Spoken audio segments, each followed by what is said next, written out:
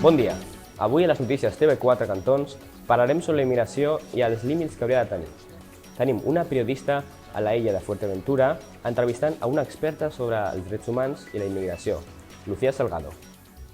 Bon dia, Teo. No sé si em podràs escoltar per la ràfaga de vent que hi ha, però avui ens trobem a l'illa de Fuerteventura, on solen immigrant abundants aquí a Espanya. Avui tenim la sort de tindre l'experta en immigració i drets humans, la Sharon, que ens podrà respondre alguna pregunta. Sharon, ens pots dir de quins països venen els immigrants per immigrar aquí a Espanya?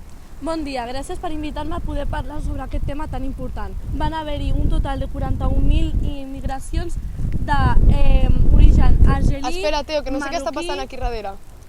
Em podreu explicar l'escena que acaba de succeir? Bueno, sí, esto al final es el pan de cada día. Estos vienen aquí Per què creieu que rebutgen els immigrants? pues porque nos vienen a invadir. Y que nos quitan el trabajo. El que acaba de passar el podem veure representat en aquesta gràfica, on podem veure la variació de tendències que ha anat canviant durant el temps.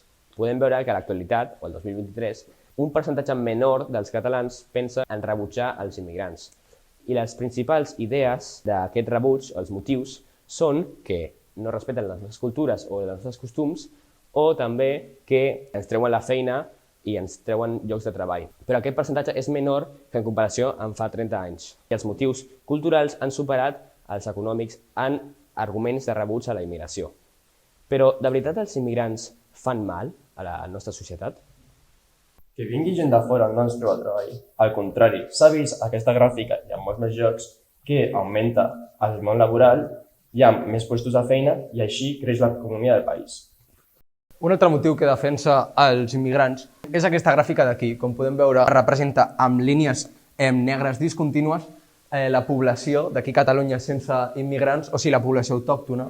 I després, amb aquesta línia taronja, doncs, la població immigrant o estrangera.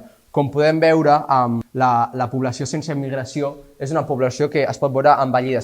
En canvi, com a contrast, podem veure que a les línies de color taronja, la població immigrant barra estrangera, doncs el seu pic està des dels 15 fins als 40 anys aproximadament i és una població més jove.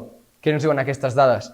Doncs que si no sigués per aquest pic gran d'immigrants de gent jove, tindríem un dèficit de mà d'obra i un dèficit a l'hora de treballs més durs, com són la construcció, llaurar el camp, etc., que la fa aquesta gent estrangera. A part d'això, també ens diu que d'aquí 30 anys, quan tota aquesta població autòctona d'aquí s'hagi jubilat... Però realment, què vol dir ser un immigrant? Un migrant és una persona que surt d'un territori a un altre, ja sigui de forma permanent o temporal. Per tant, els meus avis que van immigrar des d'Andalusia a Catalunya són immigrants? Bé, segons els articles 13 i 14 de les Declaracions Universals dels Drets Humans, les persones haurien de tenir lliure circulació. Llavors, hem arribat a la conclusió de que no hi haurien d'haver límits. Aquestes són les nostres propostes. Primer de tot, qualsevol persona podrà entrar al país sense cap tipus de documentació. Això sí, per viure-hi o establir-s'hi, sí que la necessitarà. Com que sabem que l'administració a l'hora de donar papers va malament, proposem invertir més diners en aquestes perquè siguin més eficients i més ràpides. També proposem millorar les polítiques d'acolliment i integració, ja que per entrar a qualsevol lloc s'han de necessitar uns mínims. Amb la finalitat de construir una comunitat independentment del país d'origen.